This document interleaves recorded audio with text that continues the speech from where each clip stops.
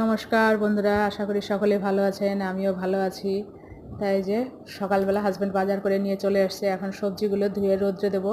প্রচণ্ড রোদ উঠেছে, গরম, এত তাপ আসছে জানলা দিয়ে, সে আর বলার মতো না। এই সবজিগুলো ধুয়ে আমি রেখেও দিয়েছি, প্রায় মানে কিছুটা শুকিয়েও গেছে উপর দিয়ে। আর এইখানে শাকটা ধুয়ে নিয়েছি, শাকটা ভাজা করব।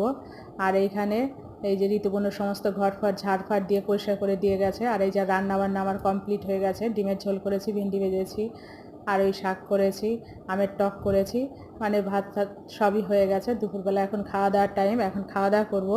তাই যাই হোক, ভিডিওটা ভালো লাগলে লাইক শেয়ার সাবস্ক্রাইব অবশ্যই করবেন, আমার চ্যানেলটার সঙ্গে থাকবেন, আমার পাশে থাকবেন, আর আমাকে খুব খুব খুব সাপোর্ট করবেন।